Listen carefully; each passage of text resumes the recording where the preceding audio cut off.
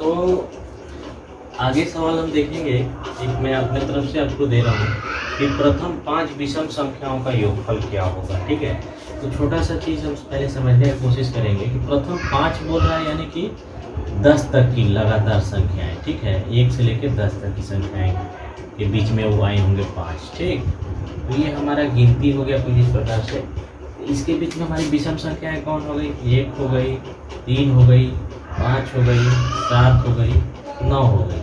1 और 9 को जोड़ते हैं तो हमारा 10 हो गया। ठीक है, 7 और 3 को जोड़ते हैं तो भी 10 हो गया, और ये अकेला 5। ठीक है, 10 10 यानी कि हमारा हो गया 10 + 10 + 5 यानी कि 25।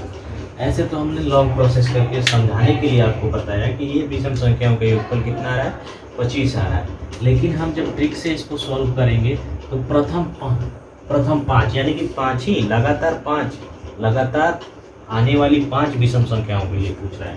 तो हमारा सूत्र कहता है n²। ठीक है, यानी कि 5 × 5 = 25। तो आसानी से आप ट्रिक से इसको सॉल्व कर सकते हैं। आप ऐसे जोड़िएगा तो आपका समय भी बर्बाद होगा, और आप उसको हो सकता है कि जोड़ने में 1-2 अंक छूट भी जाए तो आपकी वो सवाल क्वेश्चन गलत भी हो सकता है। ठीक है, तो ये विषम संख्याओं का योगफल इस प्रकार से हम ज्ञात करेंगे। अब आते हैं हम लोग सम संख्याओं का योगफल कैसे हम ज्ञात करेंगे। अगर दिया हुआ है कि 1 से 15 तक, ठीक है, या अब अगर क्वेश्चन हमारा है कि 10, ठीक है, 10, ठीक, सम संख्याओं का योगफल प्रथम 10। तो प्रथम 10 सम संख्याओं का योगफल यानी कि प्रथम 10 बोल रहा है ये, तो यानी कि 20, यानी कि 20, 1 से लेकर 20 की गिनती के बीच में ये सारी आई होंगी। ठीक है, तो हम सूत्र इसके लिए ट्रिक हमारा क्या कहता है, इसके लिए हमारा ट्रिक कहता है कि जब हम प्रथम सम संख्या का निकालने की बात आती है तो उसके लिए हमारा ट्रिक बोलता है कि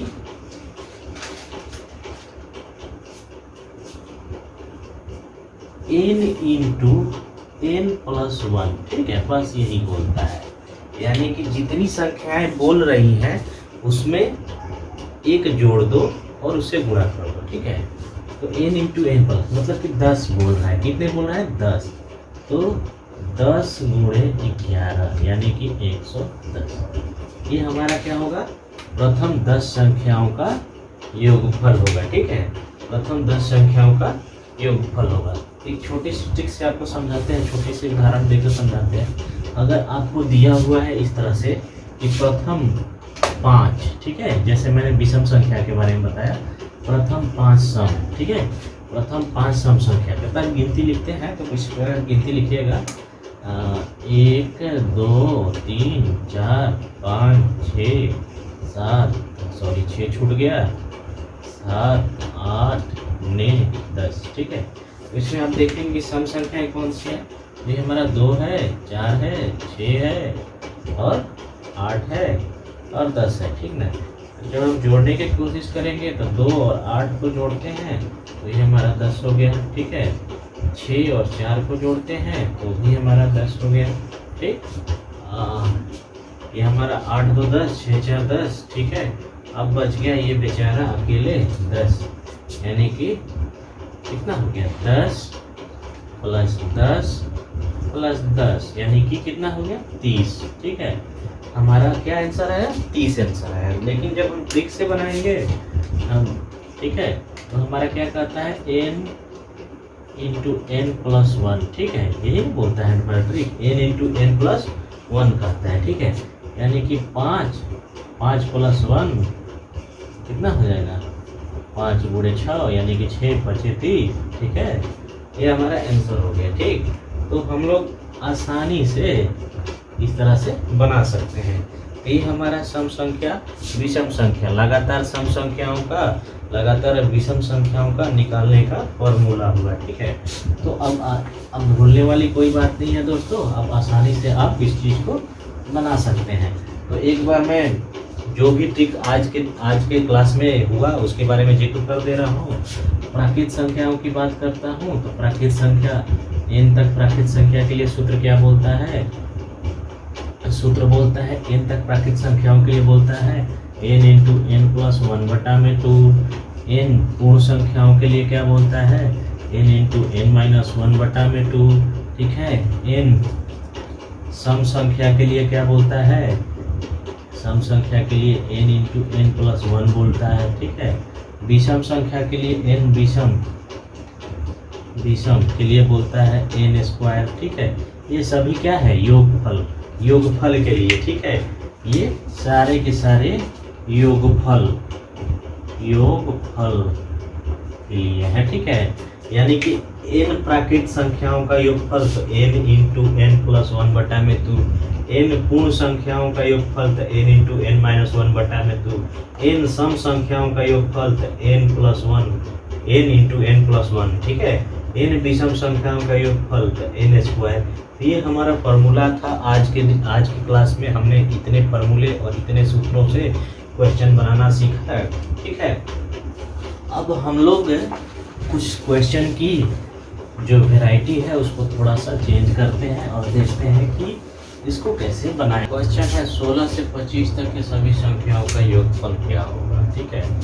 यानी कि इसको कैसे बनाएंगे, 16 से 25 बीच की सारी संख्या गायब है, तो आप क्या करेंगे कि 1 से, ठीक है, 1 से 25 तक के सभी सम संख्याओं को ज्ञात कर लेंगे, ठीक है। तो 1 से 25 के बीच में सभी संख्याएं हैं 12, ठीक, कितनी है 12 है। तो इनका योगफल क्या हो जाएगा, इनका योगफल हमारा हो जाएगा 12 गुणे 13, यानी कि सूत्र हमारा क्या कहता है, सूत्र हमारा कहता है n इंटू एन प्लस 1, यही बोलता है ना, यानी कि 12 गुणे 13, ठीक है। यानी कि ये हो जाएगा आपको 12 और 13 में गुणा, 3 मिनट के 32 36, 12 का 12, 6 5 156, कितना हो गया 156 हो गया, ठीक है। तो ये तो हमारा योगफल हो गया। अब उसके बाद आपको 16 से 25 के बीच में ये बोल रहा है ना, तो इससे पहले आप 1 से 15, ठीक, 1 से 15 तक के सभी, तो 1 से 15 तक आपको मेरे को लग रहा है आई थिंक 14, यानी कि 7 संख्याएं आएंगी, आधे कर देने पे 7, ठीक है, 7 सम संख्या आएंगी, ठीक। तो यानी कि योगफल क्या हो जाएगा, योगफल हो जाएगा n इंटू एन प्लस 1, ठीक है। तो 7 गुणे 8 7 8 56, ठीक है, 7 8 कितना हो गया 56 हो गया। अब आपको क्या करना है कि ये 1 से 15 तक जितना योगफल आया, अगर आप 1 से 25 तक घटा देंगे तो आपको, अगर 1 से 25 के बीच में जो भी है उसको घटाते हैं तो आपको क्या मिल जाएगा, 16 से 25 के बीच के योगफल, यानी कि सम संख्याओं का योगफल मिल जाएगा। 156 में से जब 56 को घटा देते हैं तो 100 हो गया, ठीक है।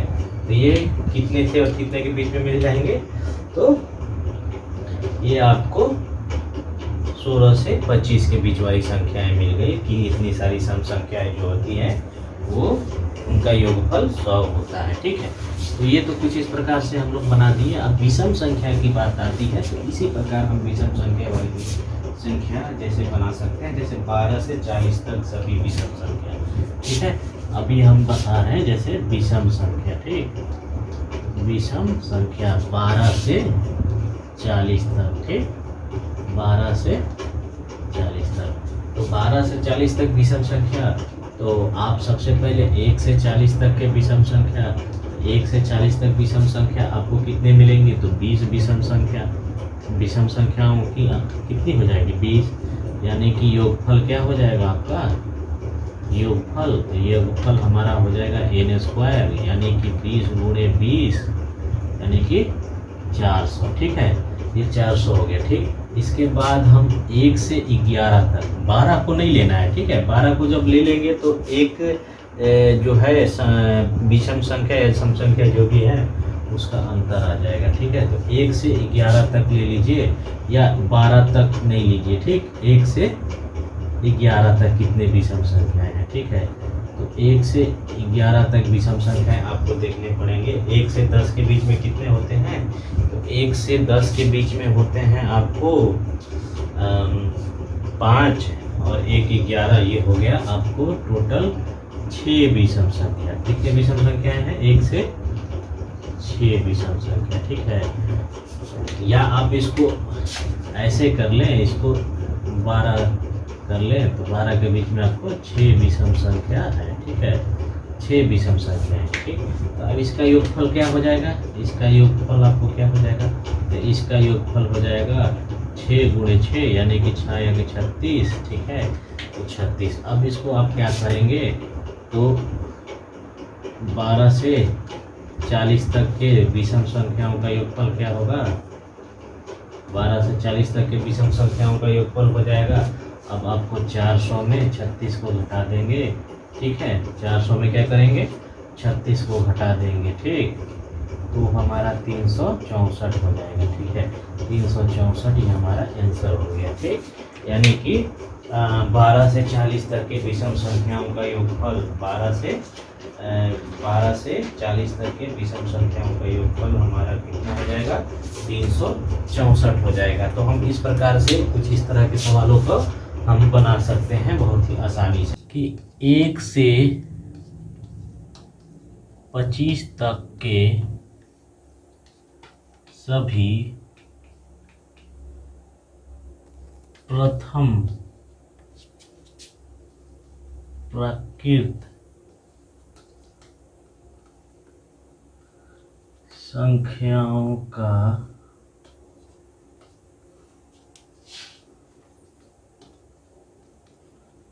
योगफल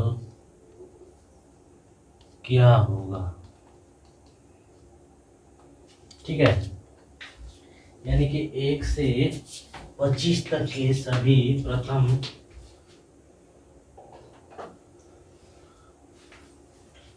का योगफल क्या होगा। तो आइए बनाते हैं।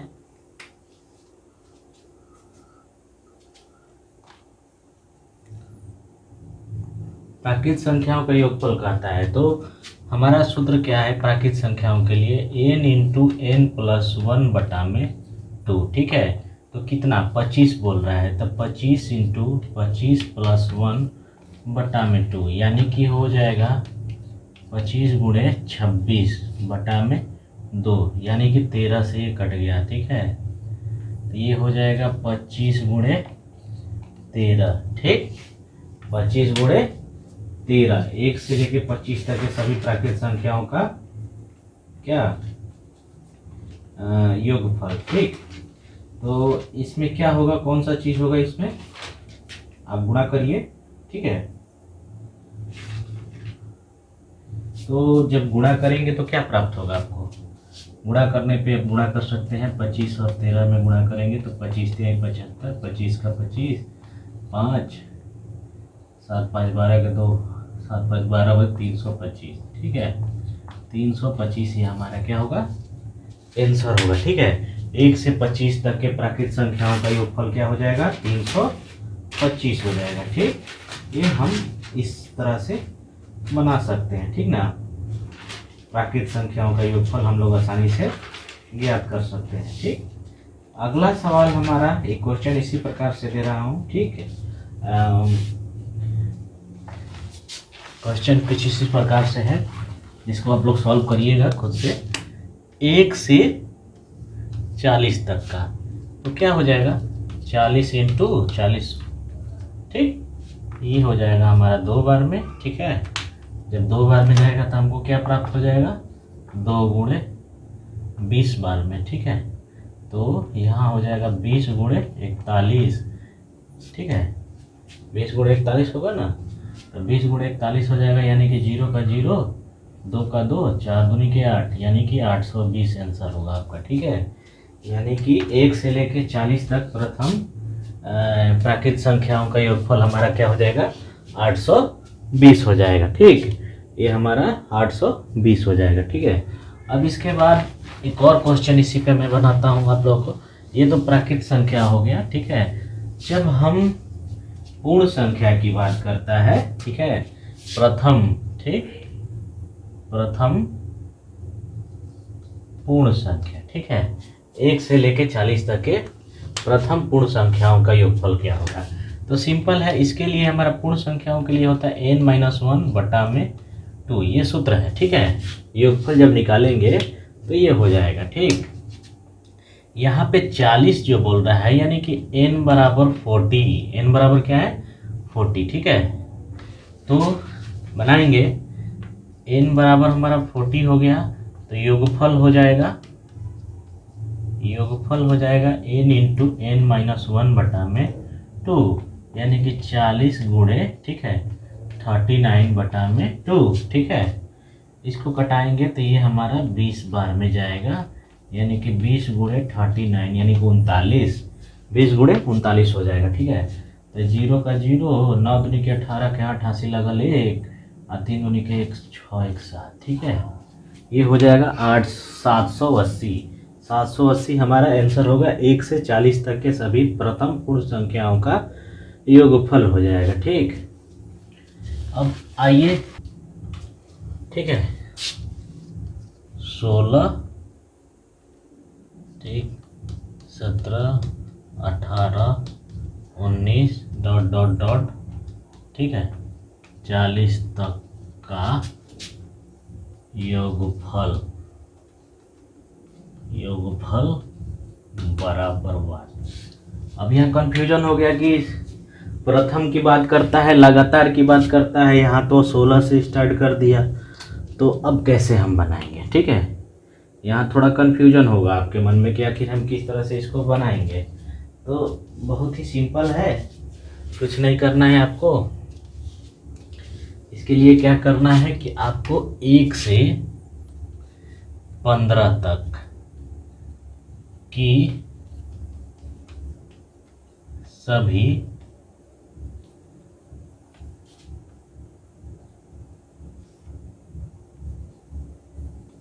प्राकृत संख्या का योगफल निकाल देंगे। ठीक है, तो 1 से 15 तक जब निकालेंगे हम, 1 से 15 तक का, ठीक, तो 1 से 15 तक का जब निकालेंगे तो हमारा हो जाएगा 15 गुणे 14, सॉरी प्राकृत संख्या का निकाल रहे हैं, 15 गुणे 16 बटा में 2, यानी कि 2 से ये 8 बार में कट गया, यानी कि 15 गुणे 8, तो कितना हो जाएगा 20 से 120 हो गया। ठीक है, ये हो गया 1 से 15 तक के सभी प्राकृत संख्याओं का योगफल। अब हम क्या करेंगे कि 1 से 40 तक का निकाल लेंगे। क्या निकाल लेंगे, 1 से 40 तक के प्राकृत संख्या का योगफल। ठीक है, तो योगफल जब निकालेंगे 1 से 40 तक का, तो ये हमारा हो जाएगा 40 इंटू 41 बटा में 2। ठीक है, इसको कटाएंगे तो 20 बार में ये कट जाएगा। ठीक, यानी कि ये हो जाएगा 0 का 0, 8, सॉरी 2 का 2, 4 दूनी के 8, 820 हो गया। ठीक, अब हम 820 में से 120 को घटा देंगे तो ये हमारा क्या निकल जाएगा, योगफल निकल जाएगा। ठीक है, 820 में से 120 को जब घटाएंगे तो हमारा 820 में से जब 120 को हम घटाएंगे तो क्या प्राप्त होगा, यानी कि 820 में से 120 को घटाएंगे तो हमको मिल रहा है कितना,